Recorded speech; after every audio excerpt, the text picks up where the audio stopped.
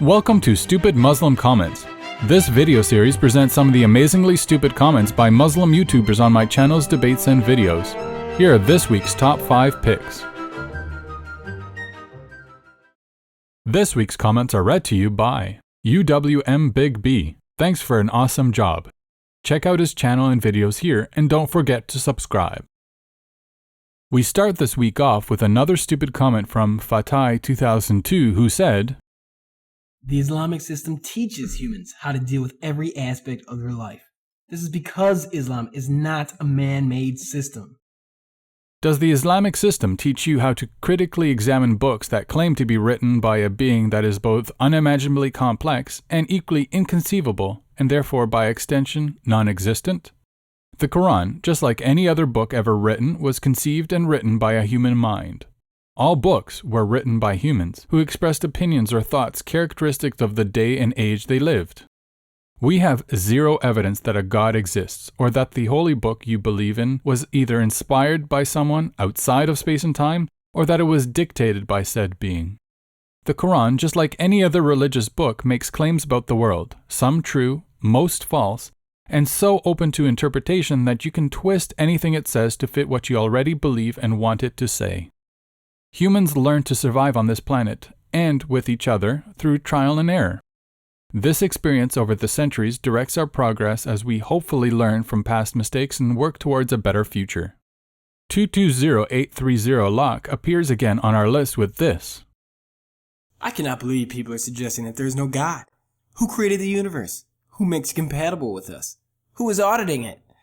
The universe is following the rules it has to follow. It totally submits. Is it accidental? Accidents kill. They do not create. Are we in the world to fart around? I don't think so. Allah sent a messenger, a prophet, and a leader to each society. He's revealed himself thousands of times and invited us to monotheism. I believe in Allah. Be my witness." This is a perfect example of the problem with religious apologetics, starting with unsupported presuppositions and then demanding reality to conform, asking who created the universe, who makes it compatible for us, or who is auditing it presupposes that a who exists. There is no evidence or even good reason to believe that the cosmos was created by anyone for any larger purpose.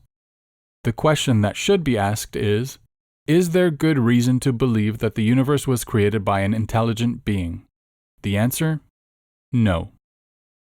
The second question regarding our compatibility to the universe is essentially the common fine-tuning argument.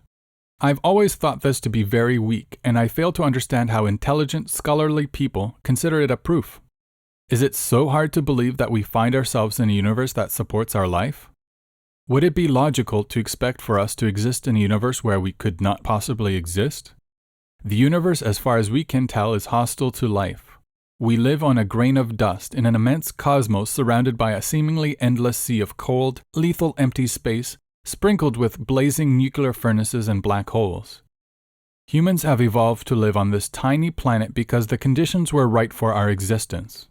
We evolved to fit our surroundings rather than having been created by a sky god who made the world to match our needs. Now to address the common misunderstanding theists exhibit regarding the laws or rules of the universe. The universe does not follow a set of fine-tuned rules, but rather functions based upon its very nature.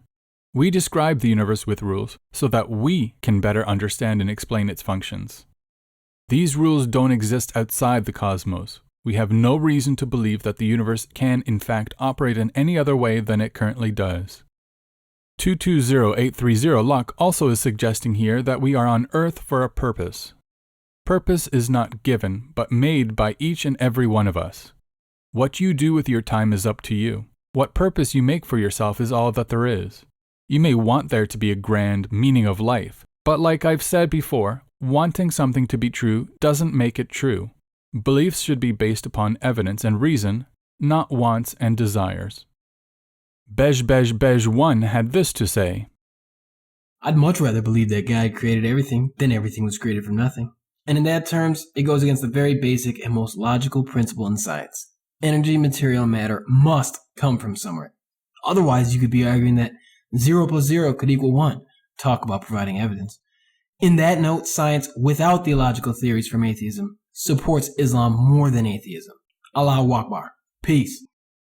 Bej1 again illustrates the typical religious mindset in which the universe should conform to what we want it to be rather than our beliefs conforming to what the universe is. You may prefer to believe that a God created everything, but preferences don't produce truths. We evolved on this planet to survive against predatory animals on the savannah. Our brains did not evolve to grasp quantum mechanics and the nature of the cosmos in all its complexity. Our simplistic notion of what makes sense or rational may not apply to how the universe came to exist, and to fabricate convoluted stories from Bronze Age societies akin to believing in fairy tales. Theists often claim the universe must be this, and must operate in this way, and thereby impose their beliefs onto the universe rather than derive their beliefs from evidence. Again, we find here another example of a theist misunderstanding the term theory. A scientific theory is a well-substantiated explanation of some aspect of the natural world, based on knowledge that has been repeatedly confirmed through observation and experimentation. For more on this point, watch my other video, Stupid Things Christians Say, number 2. Titos asked the following. Why don't you have an eye in your foot? Why the rain just falls in the right proportion and the clouds don't just empty itself? Flood? What is life? What is soul? Who created this earth and the space with this perfect design without any tiny error? Who set the laws which the world tried to discover? Already set by him billions of years ago. If this universe was created by mistake, so how this huge mess became the ultimate perfection? If you can't answer, go read the Qu'ran, the Creator's word. Another set of stupid questions and comments. Why do I not have an eye in my foot? Because we evolved from animals that did not have eyes in their feet. The eye is a delicate organ, and having it close to the ground would make it prone to damage and injury.